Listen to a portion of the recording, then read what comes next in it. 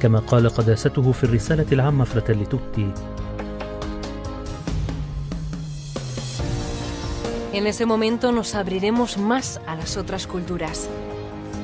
Wir werden denen in die Augen schauen, die wir jetzt noch ignorieren. Et nous penserons à leur dignité au lieu de les juger. Travaillons ensemble chaque jour pour que ce jour arrive.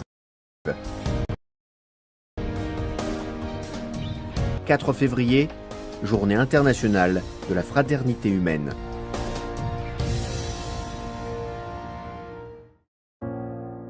May the day come when we do not discard those who are of little use to us. זמן אשר בו כבר לא בא בחשבון ההתעלמות מהזולת. E la politica si basi sul dialogo.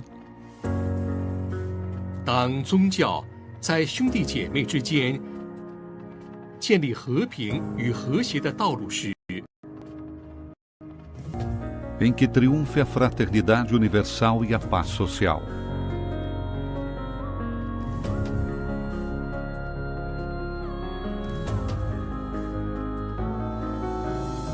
وقتما تتحقق التزامات البابا فرانسيس والإمام الأكبر أحمد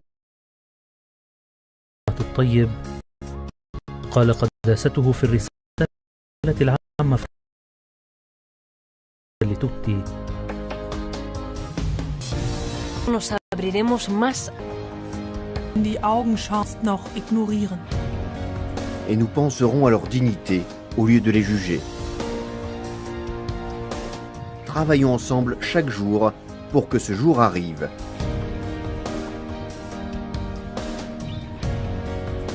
« 4 février, journée internationale de la fraternité humaine.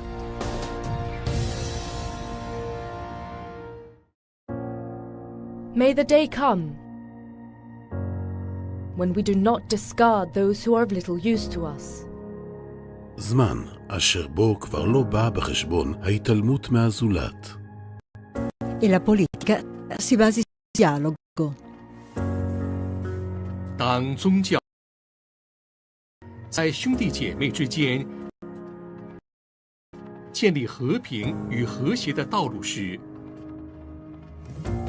em que triunfe a fraternidade universal e a paz social.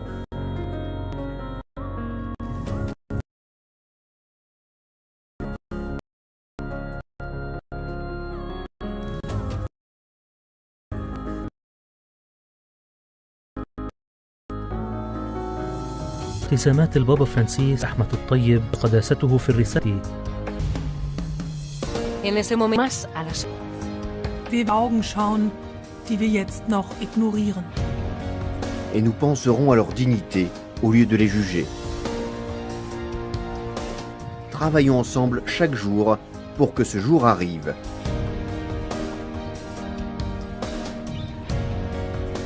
4 février, journée internationale de la fraternité humaine.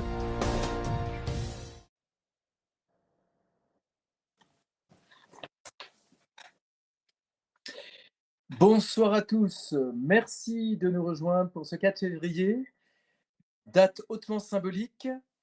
Aujourd'hui, c'est la journée internationale de la fraternité humaine.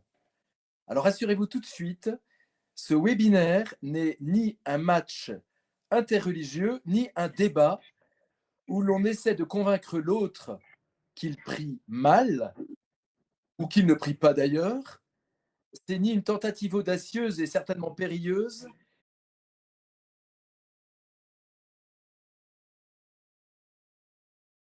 Le webinaire est explicite. Frères en humanité, accueillir l'autre comme un don. Et nous avons rajouté volontairement un sous-titre un peu provocateur. Quand un prêtre et un imam se parlent, la haine se tait. Si nous avons osé ce titre, ce n'est pas par goût du slogan, c'est parce que dans le climat actuel, le simple fait de se parler calmement est déjà un acte de résistance. Alors pourquoi ce webinaire binaire à 2 voix en ce 4 février? Parce que la fraternité humaine n'est jamais un monologue, elle commence toujours à deux et souvent avec quelqu'un qui ne pense pas, ne croit pas et ne prie pas exactement comme moi. Je vous présente très concrètement le cadre de notre soirée. Il y aura 3 temps. Tout d'abord, 2 interventions d'une vingtaine de minutes chacune. 20 minutes, peut-être 20 à 25, c'est assez long pour dire quelque chose de sérieux et c'est assez court pour éviter les digressions qui risqueraient d'être dangereuses. Pendant ces 2 interventions, n'hésitez pas à nous envoyer par le chat qui apparaît sur votre écran des questions. Nous les attendons, nombreuses, nous les espérons. La fraternité humaine ne progresse rarement, sinon jamais, dans un silence poli. Et donc, le 3e temps sera l'occasion pour nous deux, avant de nous présenter, d'y répondre dans un esprit de dialogue franc, simple et très respectueux. Nous espérons la fin de ce webinaire vers 21h15. Nous avons pris quelques minutes de retard, histoire de nourrir l'intelligence, la réflexion, l'espérance, et surtout pour ne pas mettre en péril la patience de vos agendas du lendemain. Voilà. Le cadre de la soirée, maintenant, je me permets de me présenter brièvement. Je suis le Père Gilles Marie, je suis prêtre dans le diocèse de Grenoble-Vienne. Je suis délégué diocésain pour les relations avec les musulmans. Autrement dit, ma mission consiste à vivre et à m'assurer que le dialogue est possible. Et je constate qu'il l'est beaucoup plus souvent que ce que tous les médias ou réseaux sociaux voudraient nous faire croire.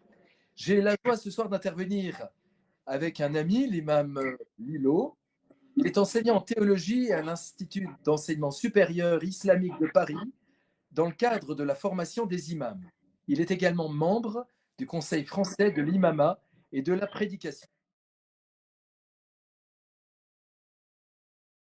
Nous n'avons pas la même tradition religieuse. Nous n'avons pas exactement les mêmes références. Je devine que nous n'avons pas les mêmes livres sur nos étagères, mais nous partageons une conviction commune. La rencontre est toujours plus féconde que la caricature. Le dialogue, infiniment plus efficace que la peur. Avant de commencer, j'aimerais très chaleureusement, comme je l'ai fait pour notre ami imam, remercier Philippe qui se tient derrière nos écrans à la régie. Vous ne le verrez pas, peut-être que vous pourrez l'entendre. C'est lui qui a permis toute l'élaboration technique de cette soirée. C'est encore lui qui recevra et collectera vos questions.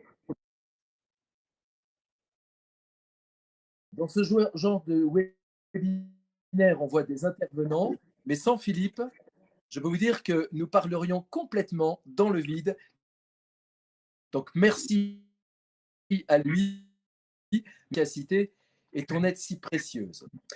Chers amis, que vous soyez croyants ou non, pratiquants, chercheurs ou sceptiques, bienveillants ou simplement curieux, vous êtes exactement à la bonne place ce soir. J'espère bien installé dans votre meilleur fauteuil. Merci d'être là. Et maintenant, si vous voulez bien, nous allons entrer dans ce temps d'échange où nous espérons les paroles feront un peu plus que les préjugés et beaucoup moins que la haine. À tous, une très belle soirée. Je vais donc proposer à présent ma vision de ce thème choisi, frère en humanité, accueillir l'autre comme un don.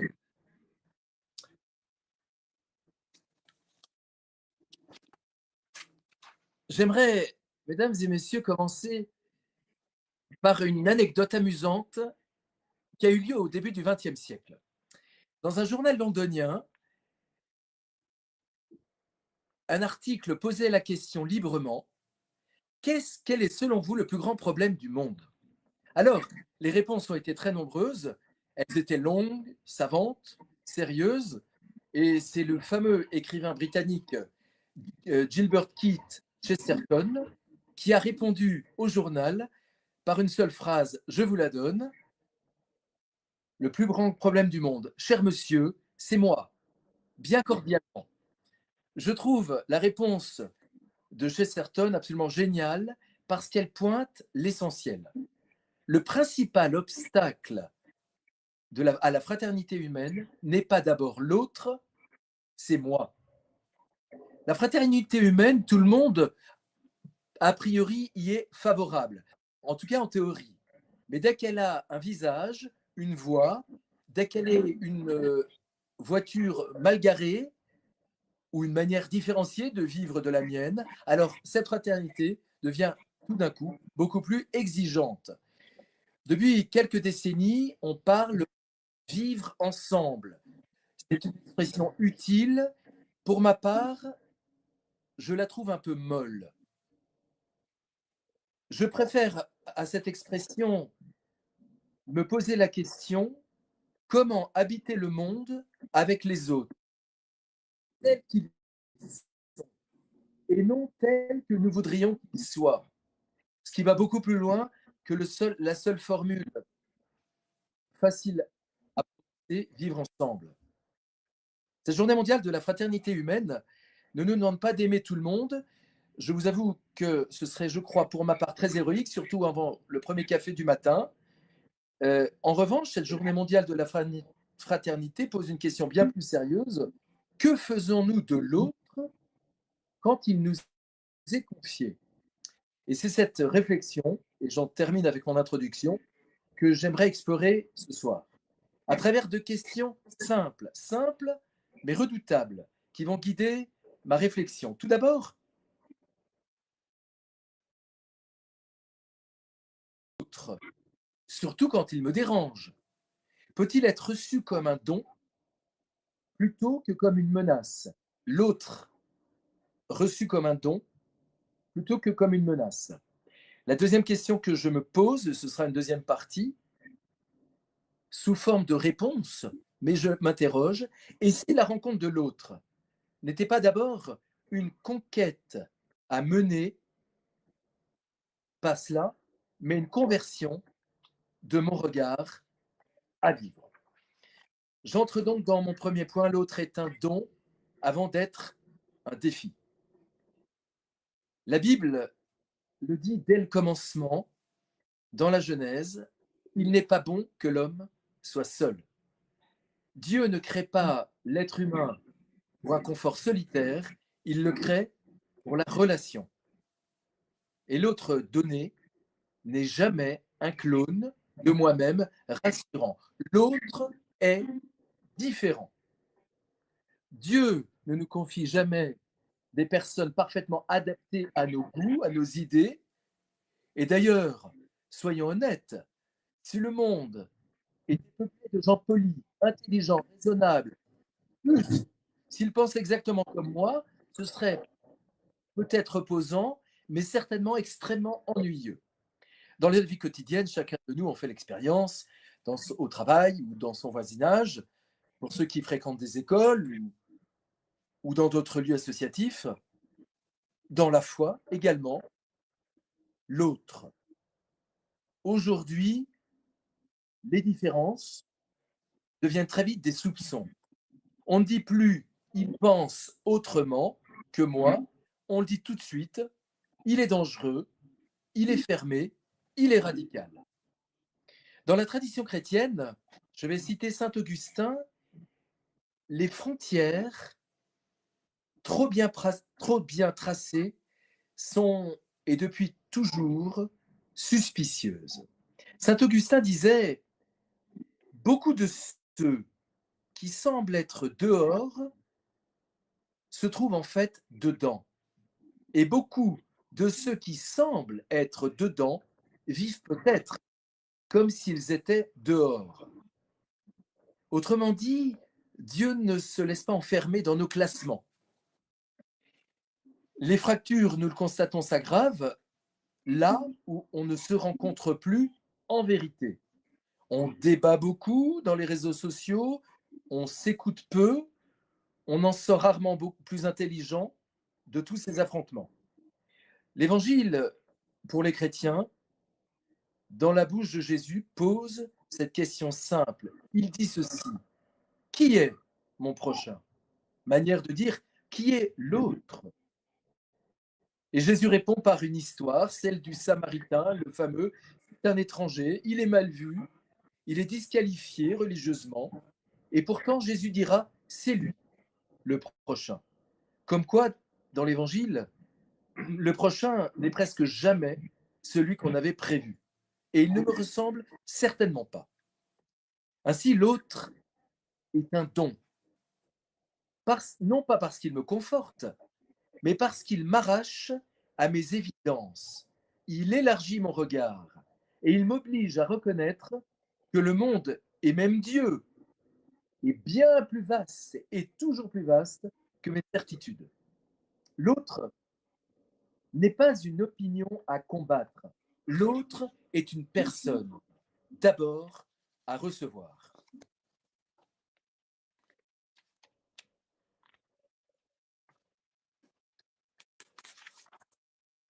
Ainsi, accueillir l'autre, reconnaissons-le, n'exige pas d'être d'accord avec lui.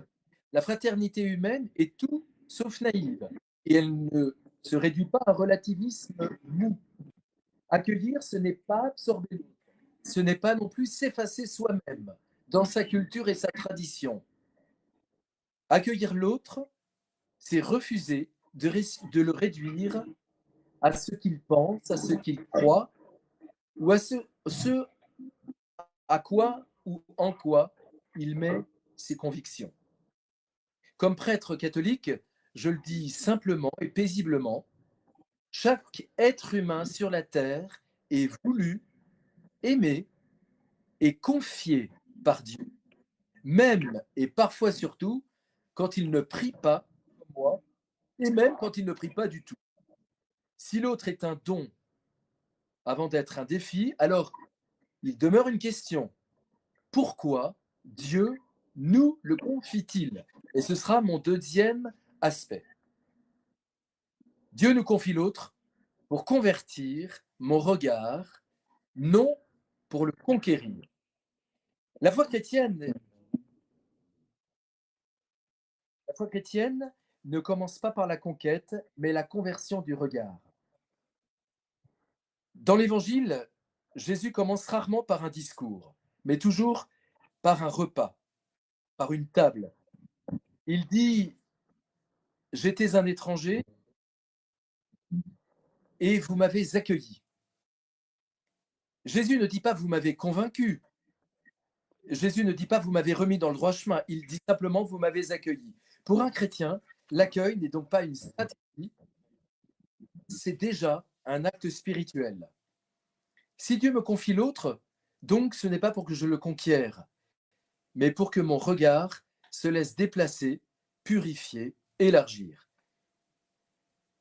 On ne devient pas frère parce qu'on pense la même chose. On devient frère quand on accepte de porter ensemble une part de la même humanité. Et c'est dans ce sens qu'en 2019, le pape François et le grand imam d'Al-Azhar, Ahmad Al-Tayeb, ont co-signé le document sur la fraternité humaine. Le texte de 2019 ne gomme pas les différences religieuses. Il affirme cette exigence très claire: Dieu ne peut jamais être invoqué pour justifier la haine. La fraternité n'est donc pas faiblesse, elle est courage, un courage immense.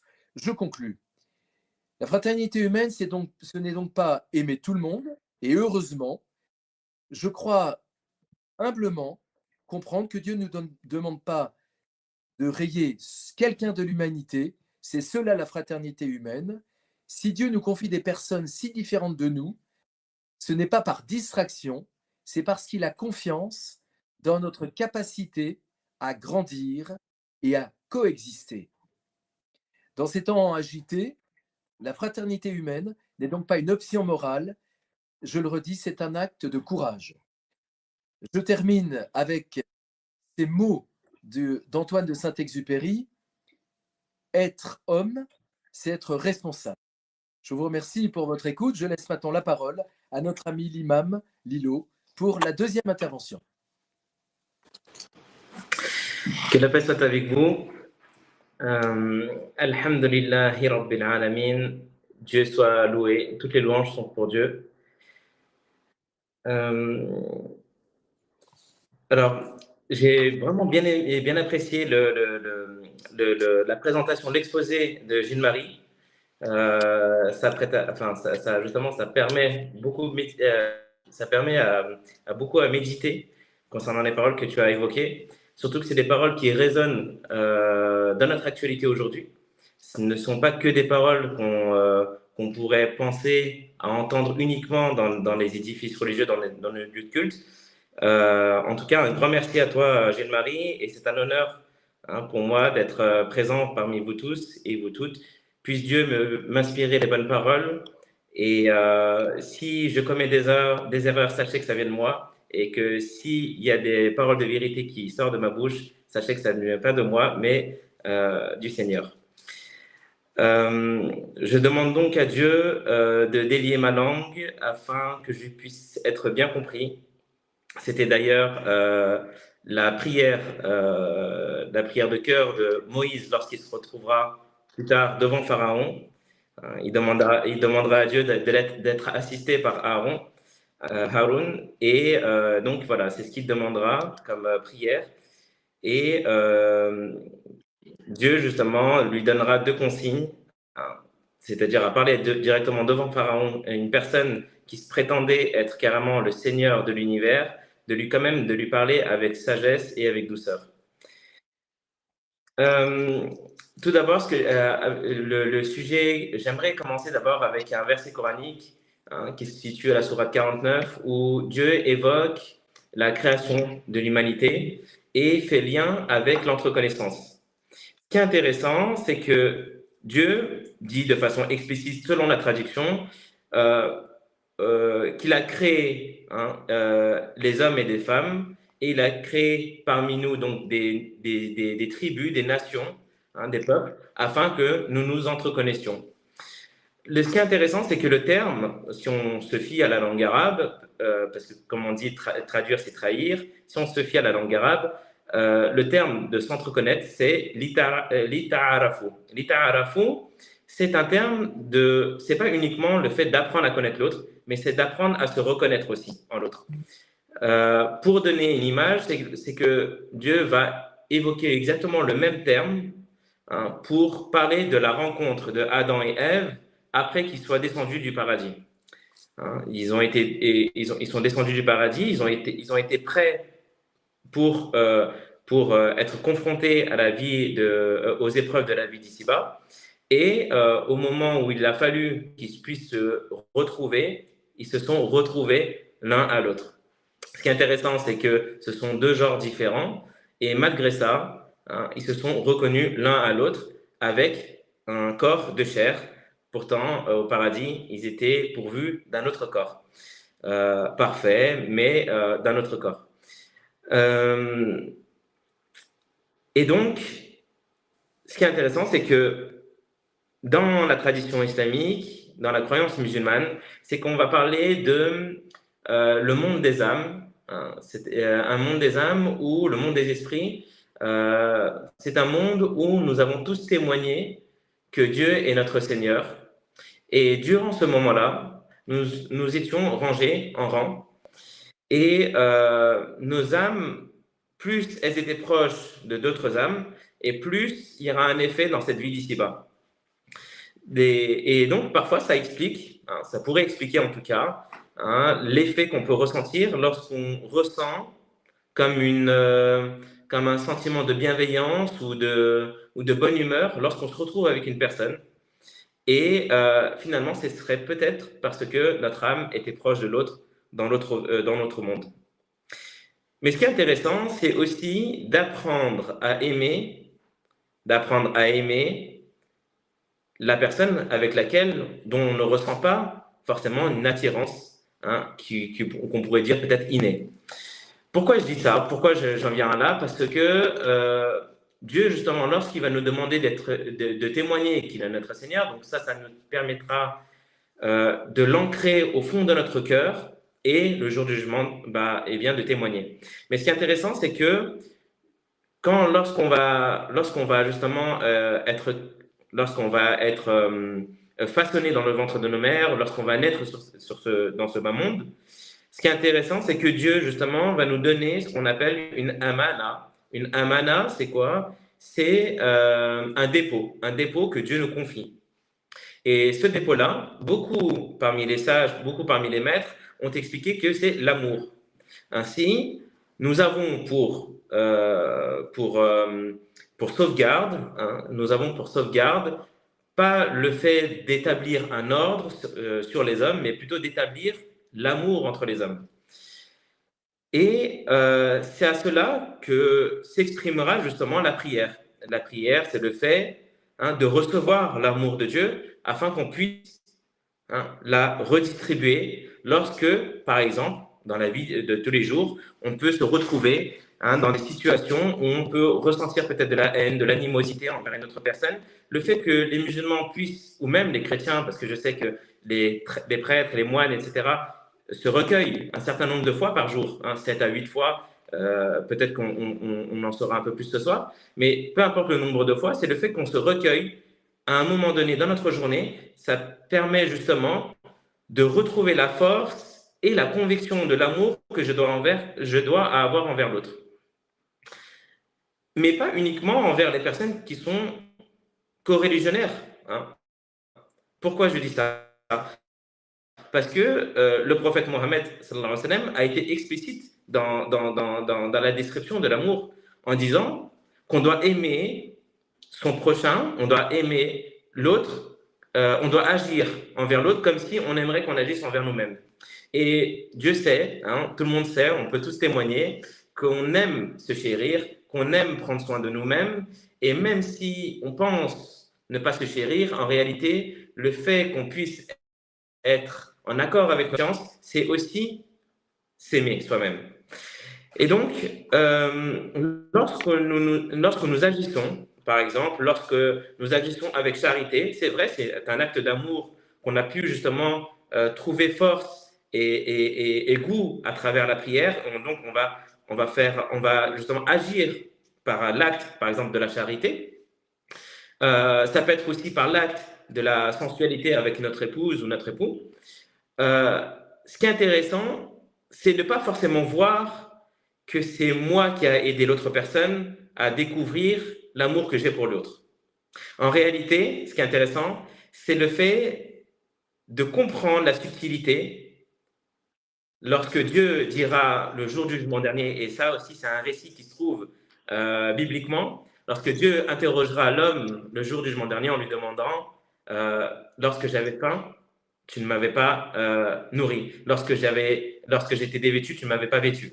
Et donc, l'homme, le jour du jugement dernier, va être étonné de cette question et il va lui poser la question, il va dire, mais comment pourrais-tu avoir faim alors que c'est toi qui es le pourvoyeur de toute subsistance? Comment pourrais-tu avoir froid alors que c'est toi qui as créé le chaud et le froid, etc. Ce serait inconcevable de comprendre ça. Et en réalité, Dieu dira, mais pourtant, quand un tel avait faim et quand un tel avait froid, tu ne l'as ni vêtu, ni nourri. Et donc, finalement, lorsque nous nous donnons à l'autre, en réalité, ça nous aide intérieurement à grandir ou même, encore mieux, au lieu de grandir comme une forme de développement personnel, ça va être encore mieux parce que ça va nous rendre encore plus humbles. Parce qu'on va savoir que le salut ne se retrouvera pas uniquement dans nos actes, mais il se retrouvera aussi également dans la gratitude que l'autre va recevoir de notre personne, de notre acte. Il y a aussi cette petitesse de se dire que finalement, c'est par la permission de Dieu que je peux agir ainsi. Et dans le cheminement spirituel, le musulman justement cherchera à prendre pour modèle le modèle prophétique. En l'occurrence, pour les musulmans, ce sera le prophète Mohammed. Pour les chrétiens, ce sera Jésus. Par exemple, la question du célibat, parmi les arguments que va donner justement les prêtres, c'est le fait que Jésus était célibataire. Et c'est le fait que Jésus a aimé son prochain et a demandé à chacun d'entre nous d'aimer notre prochain. Et donc, justement, c'est de s'attribuer le modèle prophétique. Hein. Pour nous, les musulmans, ce sera le prophète Mohammed, mais ce ne sera pas exclusivement le prophète Mohammed, évidemment. D'accord ? Le prophète Mohammed, ce qui est intéressant, c'est qu'on va retrouver en lui l'ensemble des qualités qu'on peut retrouver chez les autres prophètes. C'est la raison pour laquelle, lorsque Dieu va révéler le Coran, il ne va pas en faire un livre d'histoire, mais il va rappeler les histoires que chaque prophète a vécues et ce que le prophète Mohammed aussi va vivre dans certaines épreuves. Ainsi, donc, le musulman cherchera à trouver en le modèle prophétique son accomplissement dans le fait d'être le miroir des attributs divins. Parce que comment comprendre la charité si on ne la voit pas humainement? Comment comprendre la miséricorde si on ne la voit pas humainement? Eh bien, c'est justement en s'attribuant de ces qualités divines, en se fondant sur le modèle prophétique. Et donc, c'est en cela que s'articulera justement la tridimension de la religion musulmane, c'est-à-dire la foi, la loi et la voie. Alors, je vais m'expliquer. La foi, dans le sens où Dieu nous a donné un dépôt, et ce dépôt-là, nous en sommes responsables pour préserver l'amour entre les humains et aussi envers l'environnement. Parce que Dieu dit, le prophète Mohammed nous a enseigné que Dieu dit que l'ensemble de sa création est toute une famille. C'est-à-dire que les arbres, les pierres, les astres, etc., on doit tous se considérer comme une famille, une grande famille.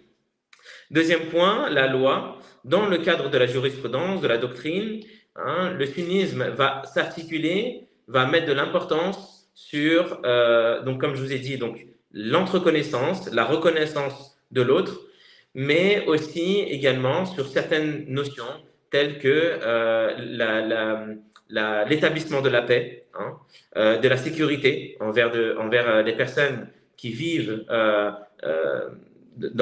par exemple, si admettons les musulmans dirigent un pays, eh ben, ils se doivent d'assurer la sécurité justement des minorités, mais aussi également lorsque le musulman a un voisin, il doit s'assurer aussi que le voisin ne souffre pas de faim ou de froid ou quoi que ce soit.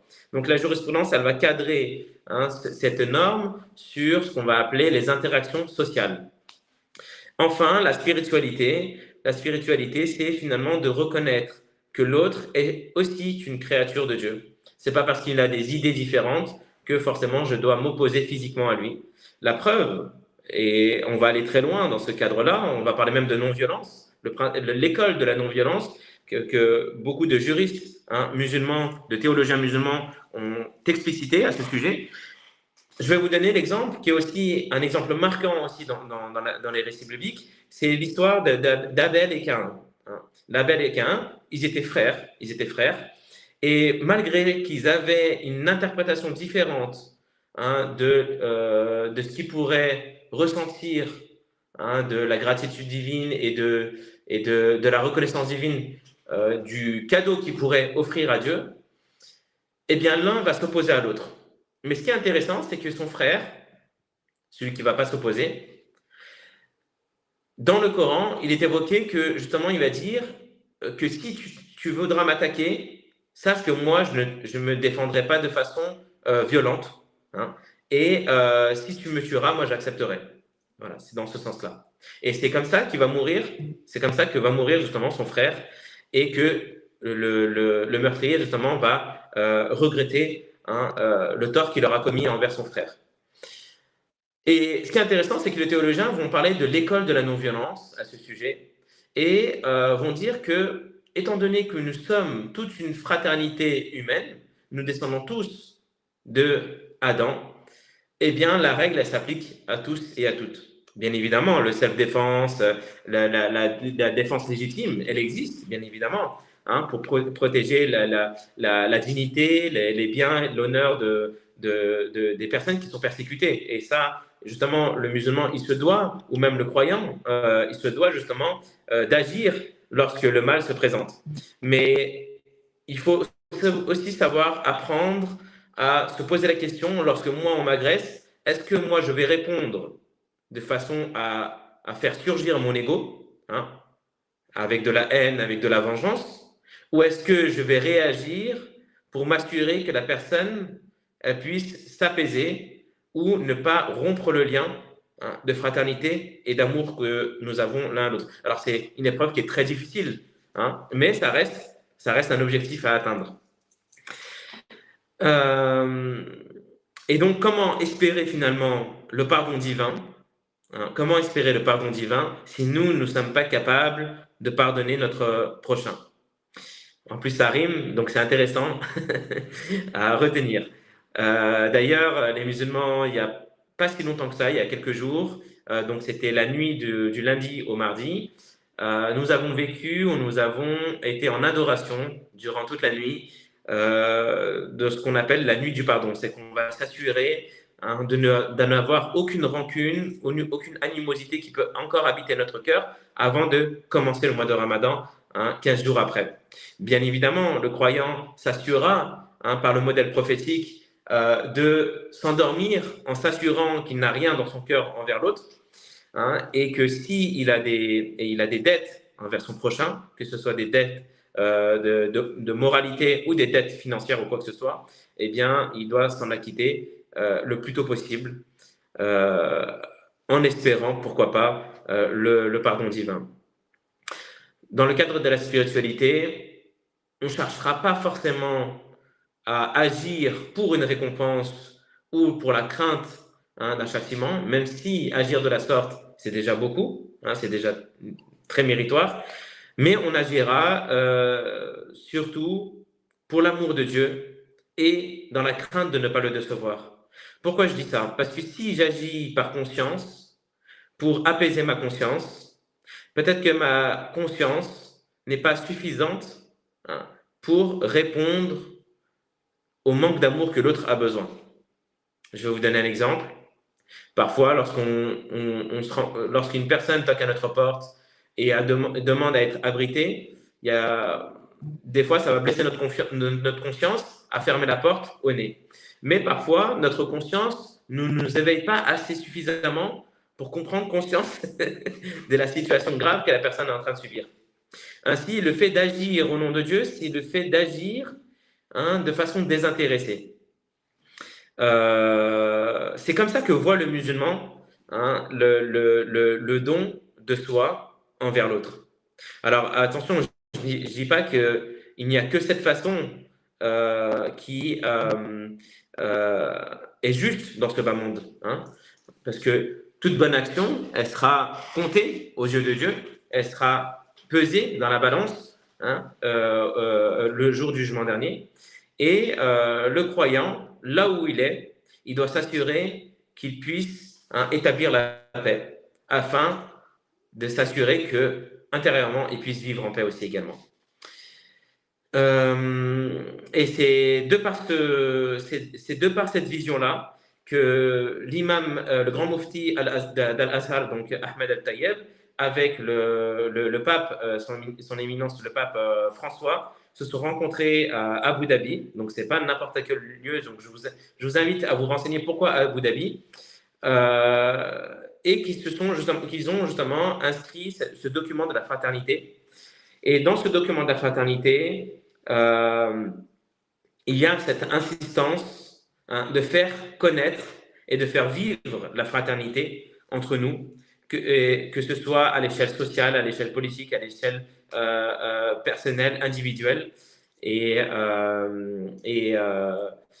c'est dans ce cadre-là que moi et Gilles-Marie nous sommes rencontrés pour commémorer cette date-là, en espérant qu'un jour, peut-être, cette date-là, ou une autre date, peu importe, puisse en devenir un jour férié, un jour important, hein, dans le calendrier au nom de la fraternité, parce que ça fait partie de la devise liberté, égalité, fraternité. C'est un sujet qu'on nous néglige énormément. On se bat beaucoup pour notre liberté, liberté de conscience, liberté de croire, liberté d'expression, liberté de jouir de ma propre richesse. Hein. Est-ce que je veux donner ou est-ce que je ne veux pas donner, etc. C'est toute cette notion de liberté. Mais aussi à l'égalité. Donc l'égalité, il y a mes droits. Hein. Je m'assure que les droits des autres sont assurés, etc. mais la fraternité. Peut-être que la fraternité ne s'accentuera pas sur la notion de la liberté et des droits, de s'assurer des droits, mais plutôt de s'assurer que je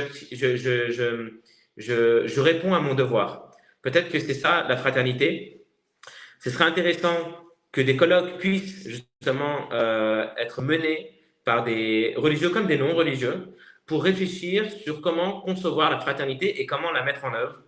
Voilà, c'est une piste de réflexion. Connaître nos devoirs et s'assurer que je ne laisse personne dans mon entourage. Et Dieu sait mieux. Et je vous demande pardon si je n'ai pas été à l'auteur de vos attentes. Un grand merci à notre imam, Lilo. Il a commencé son intervention en disant que s'il y avait des erreurs, elles seraient les siennes, et s'il y avait quelques vérités, elles viendraient de Dieu. Et cela est très touchant. Je n'ai entendu pour ma part que des propos très, très beaux sur la fraternité. Merci beaucoup à toi. Merci. Voilà, maintenant, nous allons passer à un petit temps de questions et réponses. Nous vous invitons, si ce n'est déjà fait, à les écrire via le chat de ce webinaire. Oui, alors justement, Gilles-Marie et Pietro, les personnes qui sont connectées ne sont pas très de la manière la plus concise causantes possible. Voilà, donc moi, de mon côté, j'ai une question à vous poser à tous les deux. Le sujet étant sur la fraternité humaine, est-ce que, vu tous les événements qu'on voit, qu'on traverse, et toutes les informations qu'on a dans le monde, est-ce que c'est pas trop un peu utopique ou trop naïf de parler Si vous voulez, pendant le temps de rédaction des questions, j'ajoute aussi une notion que j'ai oublié de mettre en avant, c'est que dans le document de la fraternité, signé par le pape et le grand moufti, c'est aussi de mettre l'accent, et c'est ce que Gilles-Marie à un moment a fait part, sur la notion de ne pas forcément voir l'autre comme un terrorisme. C'est aussi de s'assurer qu'on ne tombe pas dans les travers justement du radicalisme et promouvoir peut-être cette étude de la radicalité qui est au-delà de toute religion, parce qu'on peut voir que cette notion de la radicalité, on peut la retrouver de partout. Et ce phénomène-là, eh bien, peut-être de l'étudier dans le cadre universitaire, académique, ou même dans le cadre scolaire, pour comprendre qu'est-ce qui peut mener à la radicalité. Et c'est une des disciplines que l'on a, par exemple, dans le cadre de la formation des imams, là où je suis enseignant à Paris. Donc voilà. Est-ce que vous m'entendez ? Gilles-Marie, moi j'avais des questions, si pour l'instant... Profitons-en. J'attends une question à Philippe, s'il a reçu des questions. Reçu. Ouais. Sinon, entamons notre discussion. Très bien.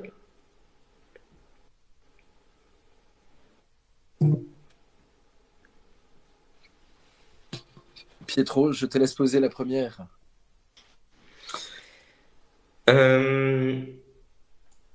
J'aimerais savoir, lorsque, en tant que chrétien, ou même, oui, en tant que chrétien,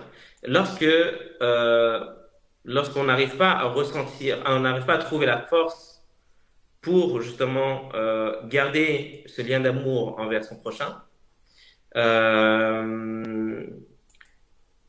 eh bien, quel conseil vous donnerez ou comment vous faites face justement à cette épreuve-là pour surmonter et préserver ce lien d'amour, même quand c'est quelque chose de très difficile, un crachat sur le visage, même si ça vous en prend physiquement. Et parfois, c'est pas que les choses physiques, parce que parfois, physiquement, on arrive à surmonter l'épreuve, mais ça peut être sur la dignité, l'honneur ou s'en prendre à des personnes de la famille. Voilà, des épreuves qui seront assez conséquentes et dures, même, on pourrait même parler de viol ou quoi que ce soit. Voilà, quel conseil ou comment vous surmontez justement ces épreuves-là d'humiliation peut-être, ce serait le terme. Que c'est l'une des questions les plus douloureuses qui se posent à la relation humaine, parce qu'une relation par définition ne s'impose pas, je parlais de don. Et parfois, cette fraternité humaine, et nous en faisons tous l'expérience, de manière douloureuse, ne fonctionne qu'en sens unique. Et pourtant, comme chrétien, je crois que la fraternité garde un sens, parce qu'elle consiste à refuser l'escalade, maintenir toujours, et c'est ça le sens du dialogue, maintenir toujours la capacité d'écouter et de parler, maintenir une porte ouverte, ne pas répondre à une fermeture par une autre fermeture. Une porte est fermée, mais elle n'implique pas de fermer la mienne. La fraternité humaine pour un chrétien se reçoit dans l'exemple du Christ et se vit comme une grâce et se vit comme un choix. C'est évidemment toujours éprouvant, et c'est pour cela que pour les chrétiens, ils ont devant les yeux l'image d'un Dieu qui pour eux, pour le monde, pour toute l'humanité, a supporté la rupture de la fraternité. Et en disant cela, je pense à la croix pour les chrétiens, à ce qu'elle représente, rupture de la fraternité. Et le cœur de Dieu reste ouvert dans le signe pour nous que nous voyons du cœur du Christ qui a été transpercé, duquel en jaillit le sang et l'eau.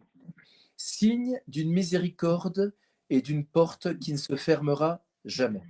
Cela reste un chemin pour les chrétiens. Je dois reconnaître humblement que les chrétiens essayent pour eux d'emprunter ce chemin, que malheureusement nier, on ne peut nier, ce serait une malhonnêteté intellectuelle. Tout au long de l'histoire, ils n'y ont pas toujours répondu et été fidèles. Mais le non qui s'oppose à la fraternité trouve un oui définitif pour nous dans le don que Dieu a fait de lui-même dans le Christ. Et ça, c'est, j'allais dire, le lien le plus fort qui nous unit les uns aux autres, parce que cela n'appartient pas à une religion. Nous croyons que Jésus est donné par Dieu pour tous les hommes. Et donc, image d'une fraternité blessée, mais qui pardonne.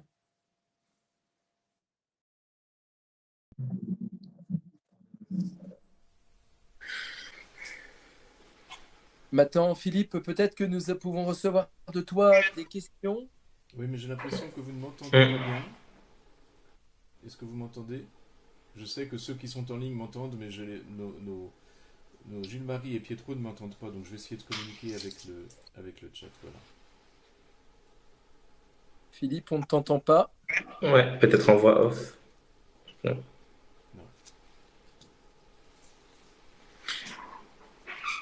Jeanne-Marie, normalement, Philippe. Ah, Jeanne-Marie, on t'entend. Ah oui, voilà, ça. Je crois qu'il a envoyé aussi les questions dans le groupe, me semble-t-il. Regardez si vous remontez la discussion. Je regarde.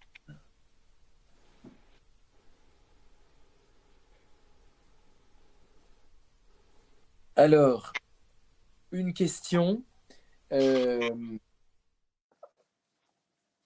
je nous pose peut-être, mais que j'aimerais avoir la réponse de Pietro Roberto. Est-ce que c'est pas naïf de parler aujourd'hui de fraternité dans le monde qui est le nôtre?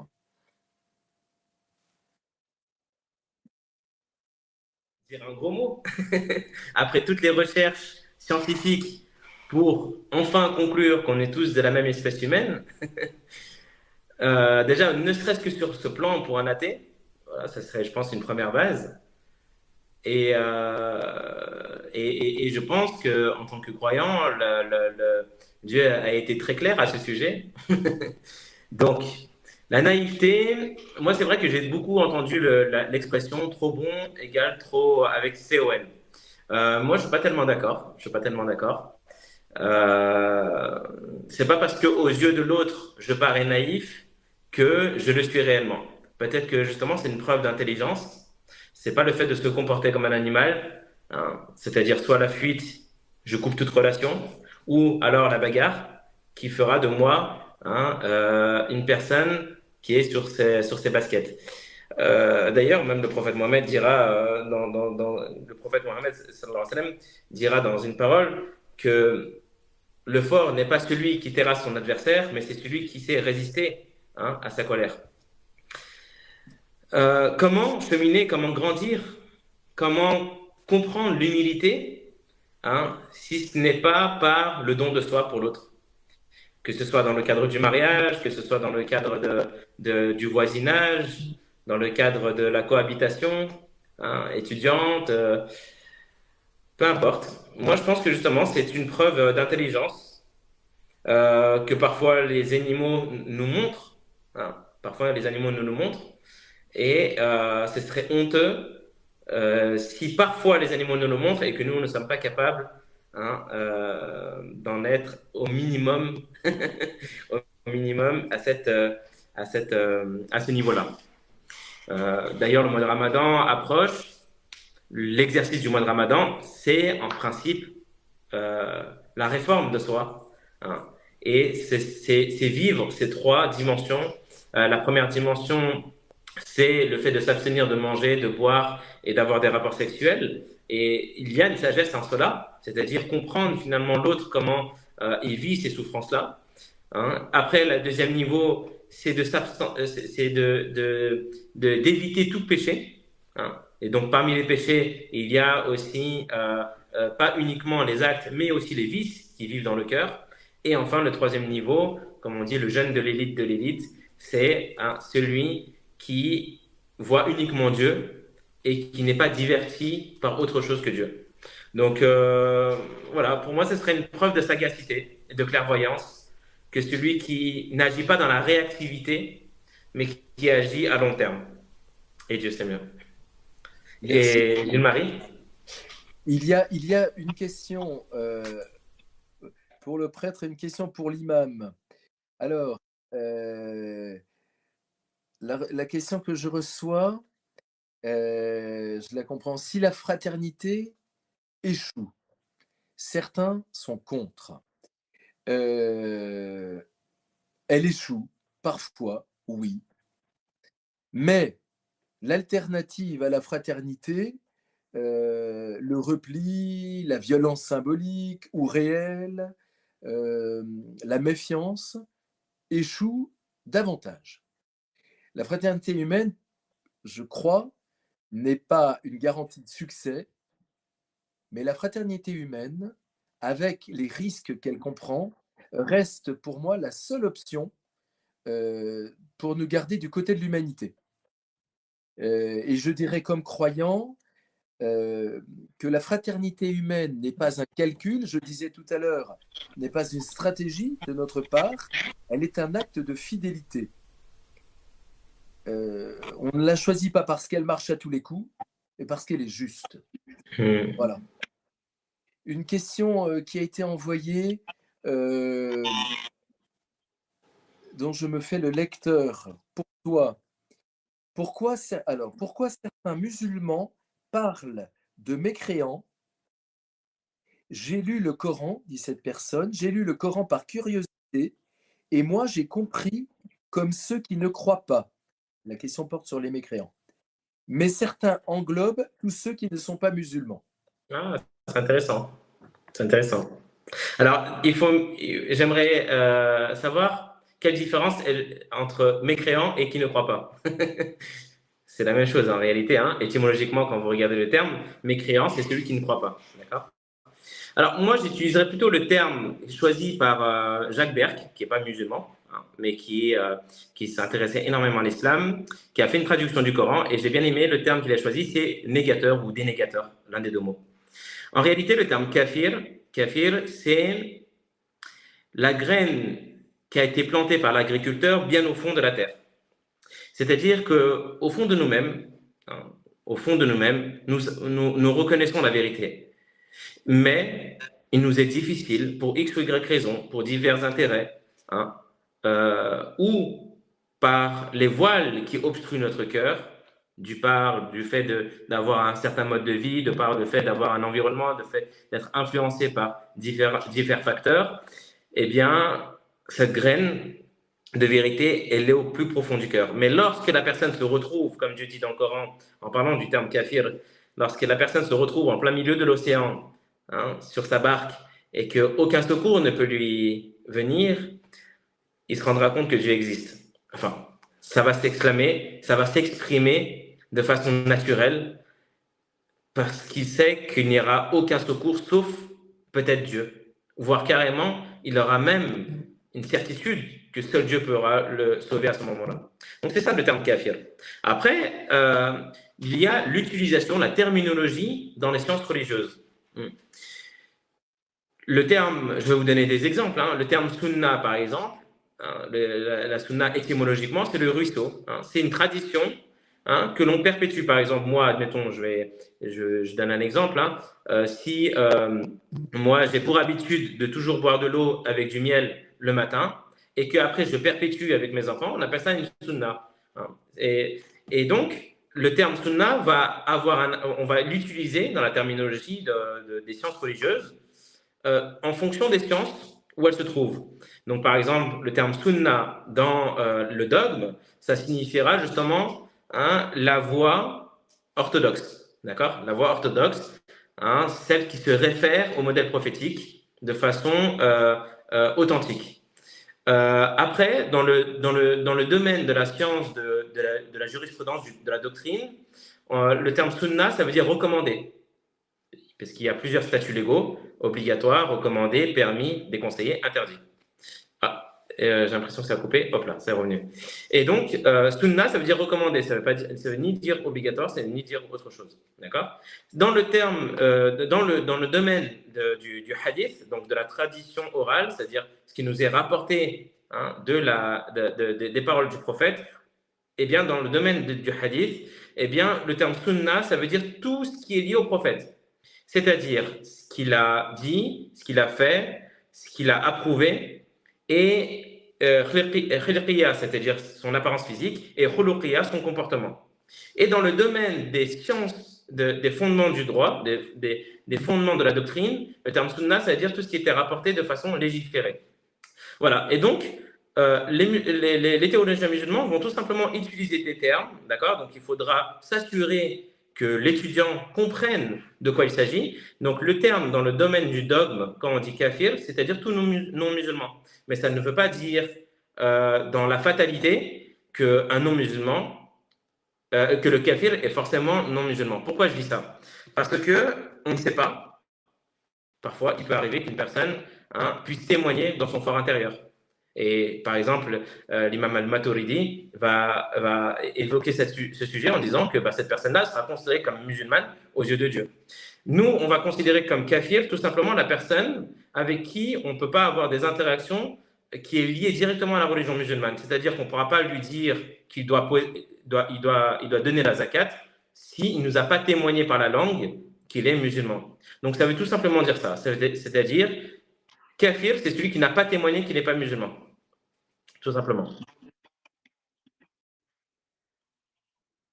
Message me demandant que nous puissions. Il y a beaucoup de questions et donc nous pouvons y répondre peut-être plus rapidement. Ouais, je vais essayer. Difficile aussi pour moi. Une question pour nous deux. On va essayer de trouver une réponse l'un et l'autre et pour laisser la place à d'autres questions. Très belle question. Quelle est la limite? Voilà comment ce que je reçois. Quelle est la limite du respect quand on est offensé pour préserver notre honneur? Où se trouve la limite du respect une fois l'offense posée et pour préserver son honneur? Alors, je vais faire une réponse simple. Quand la paix intérieure ne se confond pas avec un paillasson. D'après le mot de l'Évangile, tendez l'autre joue, oui, mais ne pas se laisser marcher sur tout le corps. C'est-à-dire, en fait, je pense rapidement que la limite du respect est atteinte quand se taire ne protège plus la paix, quand se taire entretient l'injustice, quand se taire abîme la dignité humaine. À ce moment-là, je dirais ceci, répondre avec fermeté à l'offense ne devient pas un manque de respect, mais devient un acte de vérité. Voilà pour la réponse que j'apporterai. Pietro, si tu Je ne dirais pas mieux. C'est exactement ce qui nous est enseigné. Quand vous avez parlé d'injustice, etc., je ne dirais pas mieux.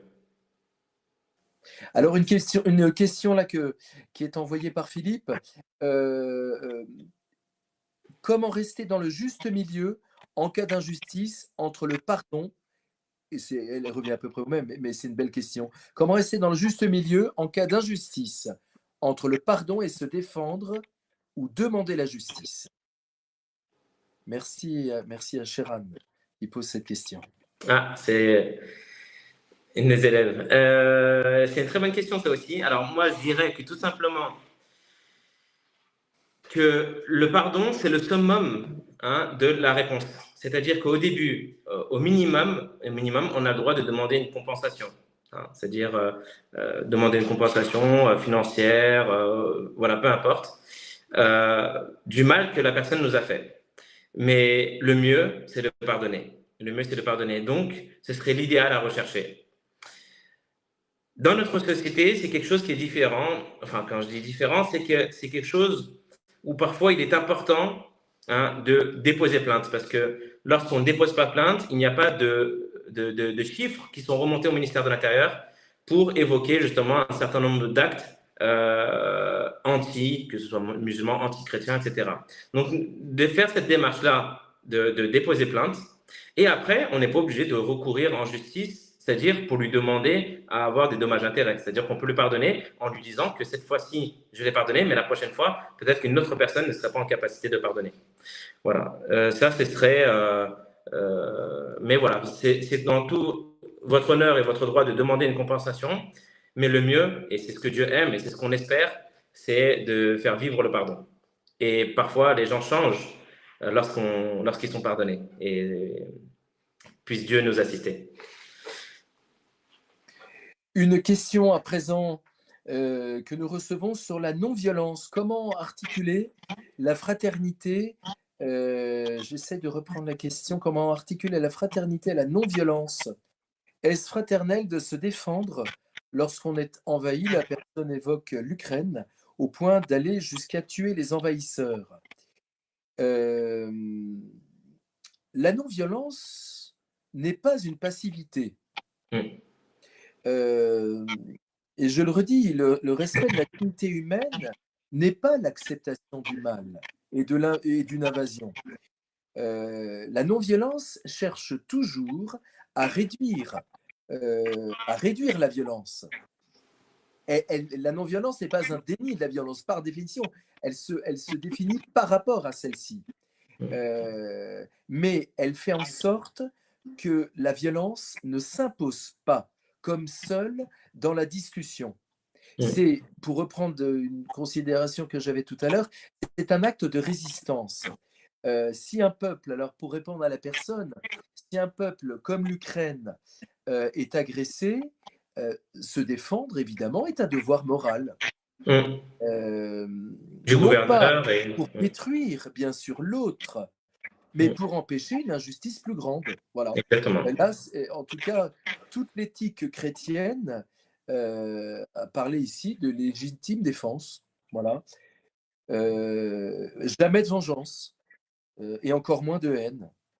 Voilà ce que je dirais pour ma part. Est-ce que toi… c'est exactement ce que le prophète Mohammed fera vivre. C'est-à-dire que lorsqu'il était à la Mecque, en tant que citoyen, si je peux me permettre du terme, même si le terme citoyen n'existait pas à l'époque, en tant que sujet, voilà, parmi d'autres, il n'a jamais recouru à la violence. Et au contraire, il a toujours demandé aux compagnons de persévérer et de ne pas répondre par la violence physique, même par l'injure ou quoi que ce soit. Mais lorsqu'un État était établi, c'est en tant que sultan, en tant que responsable justement de ces sujets, où il va assurer que les droits de ces sujets ne soient pas justement lésés par de la violence commise venue de l'extérieur. Donc, bien évidemment, c'est la défense légitime. Une question pour, je la lis, Philippe l'envoie maintenant. Bonsoir, monsieur l'imam. Dans le cadre de votre enseignement supérieur à Paris, pour la formation des imams, la fraternité interreligieuse est-elle une notion abordée facilement? Oui, très aisément. Alors, dans le cadre de la formation des imams, on va plutôt étudier les sciences religieuses. On va plutôt étudier les sciences religieuses, donc la théologie. La fraternité, c'est plutôt un sujet qui sera abordé dans le cadre de dialogue interreligieux et généralement dans le cheminement spirituel que chacun prendra en fonction d'un maître qu'il choisira pour être supervisé. Les sciences religieuses a plutôt pour but de préserver l'héritage scientifique qui nous a été légué en remontant jusqu'au prophète. C'est sur ça que ça s'articule, le cadre de la formation des imams à l'USIP. Une question à laquelle nous pouvons répondre tous les deux. Concrètement, que pouvons-nous faire pour la fraternité humaine? Alors, bonne nouvelle, ce soir, nous ne sommes pas obligés de sauver le monde. Voilà. La fraternité humaine commence toujours modestement, par une parole juste, un refus de caricature, par la rencontre authentique. Que pouvons-nous faire à notre niveau, là où nous vivons, ouvrir la table, ouvrir la porte, ouvrir une maison, accueillir, absolument. Ce n'est pas de l'héroïcité, c'est une fidélité à la dignité humaine. La fidélité quotidienne, je dirais pour terminer, est bien plus révolutionnaire que toutes les grandes déclarations et que tous les discours. J'ai aimé le terme fidélité que vous avez associé à l'ouverture de chez soi ou autre. D'ailleurs, par exemple, dans le fait que quand je donnais l'exemple du fait d'être supervisé par un maître spirituel, c'est l'exercice qui nous a été donné par notre maître, c'est le fait d'ouvrir au minimum 5 jours, c'est d'inviter au minimum 5 jours durant le mois de Ramadan des personnes à dîner avec nous.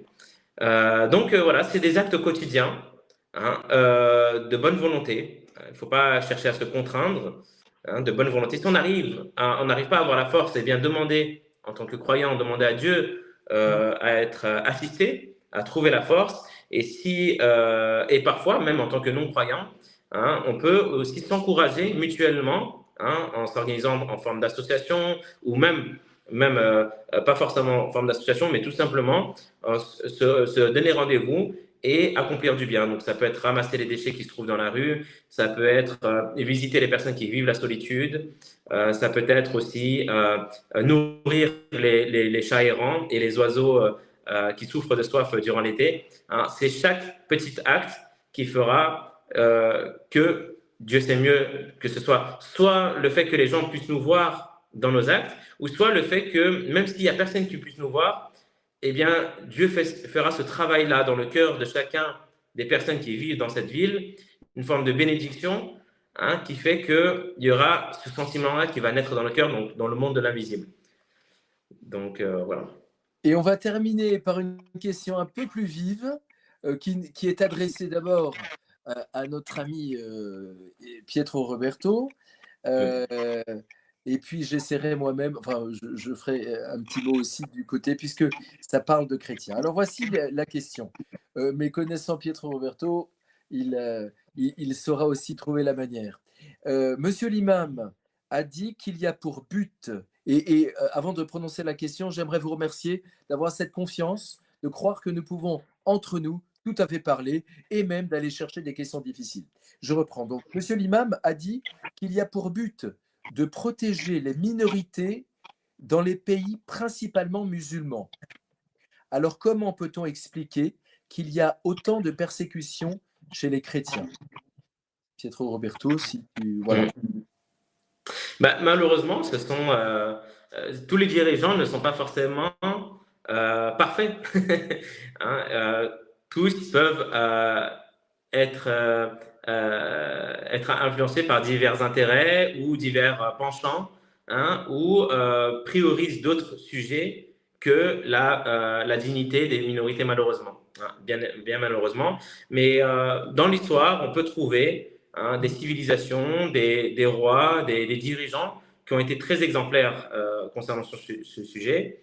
Et parmi les dates les plus récentes, je pense qu'on peut citer l'émir Abdelkader d'Algérie, qui justement ne s'en prendra pas envers les chrétiens, ou même le roi du Maroc lorsqu'il préservera la protection des Juifs lorsque Hitler demandera justement à les livrer. Donc on peut trouver dans l'histoire des petites notions. Et sinon, auprès de nos amis juifs, ils témoignent aussi que certains dirigeants musulmans ont fait preuve comment dire ça, de fraternité et de considération à leur égard, notamment par exemple Sidna Omar ibn Khattab à Jérusalem et à d'autres endroits. L'Andalousie est aussi un des exemples marquants. L'Inde aussi, pendant une période. Pour ma part, j'entends très bien cette question. Je la reçois avec beaucoup de sérieux. Je m'interroge simplement si ce n'est pas précisément le fait de la minorité. Souvent, une minorité manifestant une faiblesse peut être instrumentalisée. C'est le drame. Que des groupes religieux instrumentalisent leur religion pour justifier un pouvoir sur l'autre, une violence ou un contrôle. Et nous savons et nous pouvons tout à fait dénoncer que beaucoup de groupes dits islamistes instrumentalisent leur religion à ces fins. Je rajouterai à cela que beaucoup de musulmans, et les chrétiens le savent, et l'entendent et en reçoivent le témoignage, beaucoup de musulmans condamnent toutes ces violences. Et en disant cela, dans ces mêmes pays où les chrétiens sont persécutés, des musulmans eux-mêmes, les populations civiles elles-mêmes, sont particulièrement et principalement menacées. Voilà. Donc, c'est un sujet certainement très vaste, avec un enchevêtrement de facteurs. On ne peut pas nier la réalité, mais il faut certainement y voir je disais des instrumentalisations, des contextes politiques, sociaux, où de toute façon, toute minorité devient le bouc émissaire. Ouais, malheureusement, oui. Voilà. Et ça, on peut le trouver partout, aux États-Unis, en France, dans les pays musulmans, partout malheureusement. Bon, en tout cas, un grand merci, puisque nous nous étions engagés à terminer à 21h15 et à ma montre, il est 21h14. Donc, je voudrais conclure cette soirée par un simple mot, merci. Tout d'abord, merci à toi, très cher Pietro. Pour la qualité de ton intervention, la clarté de ta parole, pour cette conviction partagée que le dialogue nous expose, mais n'est jamais signe d'une faiblesse, qu'il n'est pas une concession faite à l'autre, mais une responsabilité spirituelle et humaine que nous portons ensemble. Merci à tous qui vous êtes connectés ce soir. C'était une première pour nous, j'espère qu'il y en aura d'autres. Merci pour vos questions, merci pour vos convictions. Certainement.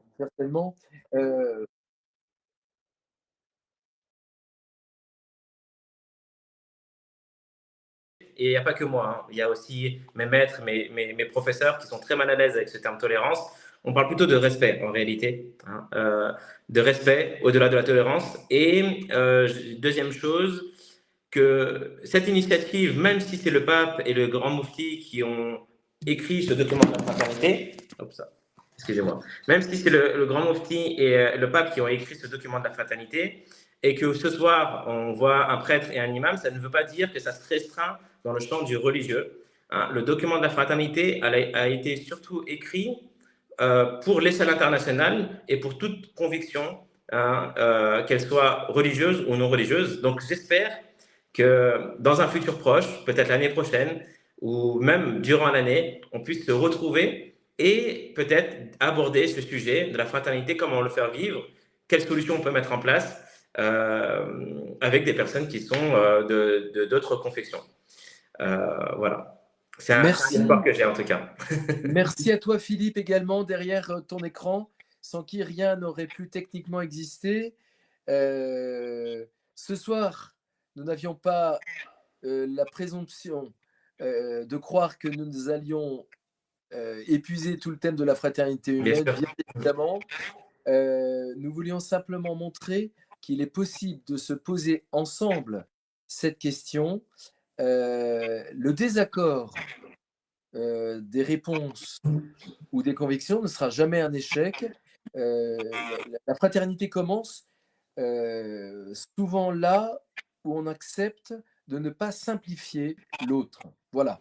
En tout cas, pour parler également aux non-croyants peut-être parmi les auditeurs de ce webinaire, ceux qui ne se reconnaîtraient pas dans une démarche de foi, nous souhaitons profondément que chacun, là où il vive, puisse être artisan de paix. Il n'y a pas de petits gestes pour bâtir des relations vraies. Bonne soirée à tous. Pour conclure, je vous propose d'écouter un Ave Maria en cette journée internationale de la fraternité humaine. Il nous rappelle que la figure de Marie, Myriam, dans le Coran, est une figure respectée par nos deux traditions. Il nous rappelle que Marie est figure de silence, d'écoute, de cœur et qu'elle peut rassembler. Bonne soirée à tous.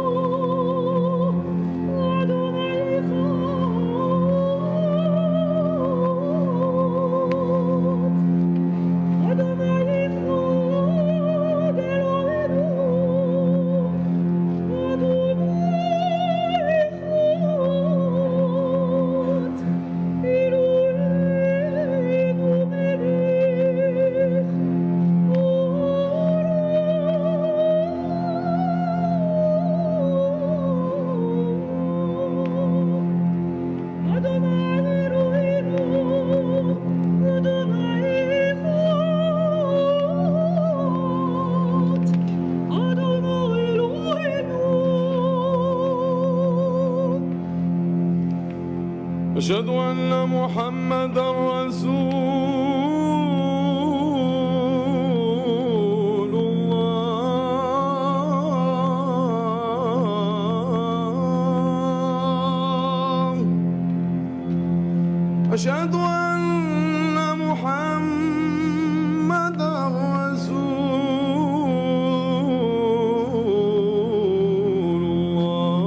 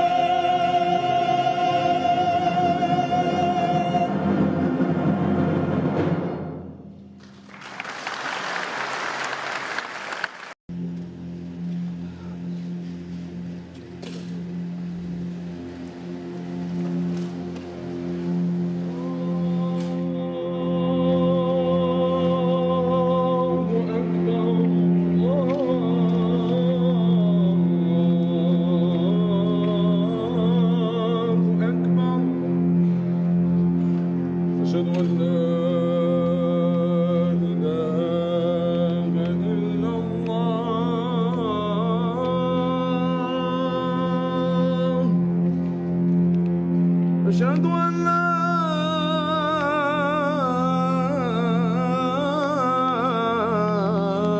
إله إلا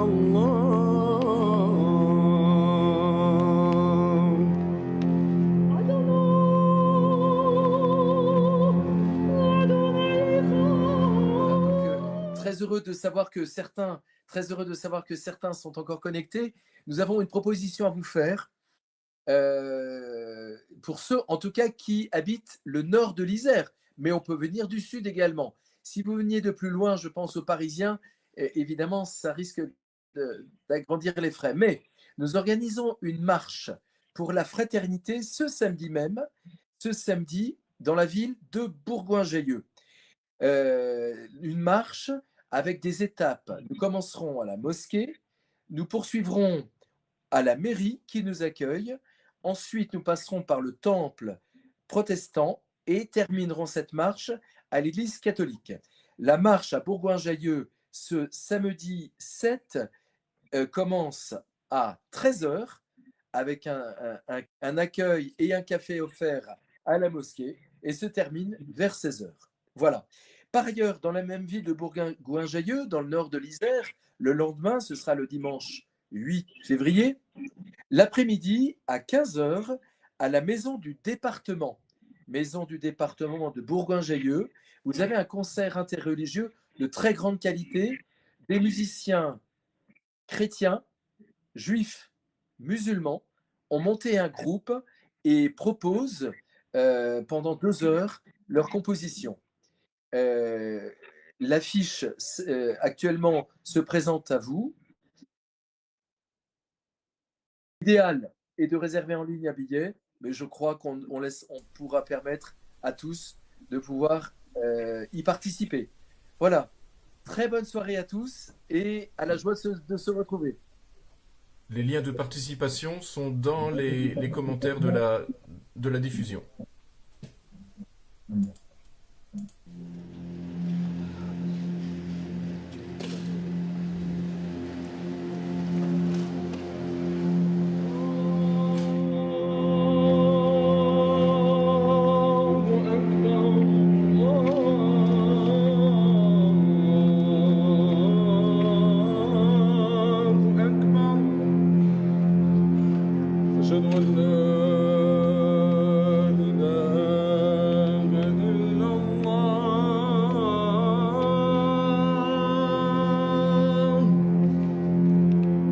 أشهد أن لا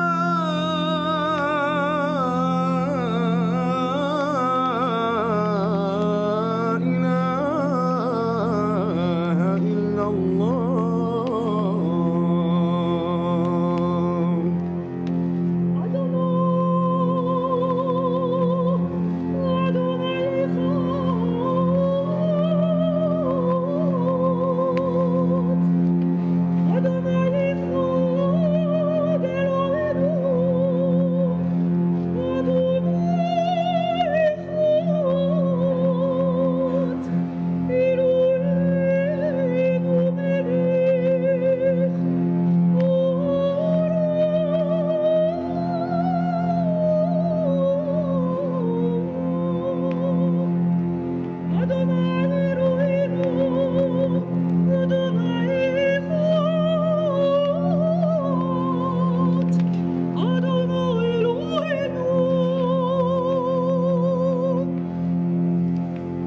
أشهد أن محمدا رسول الله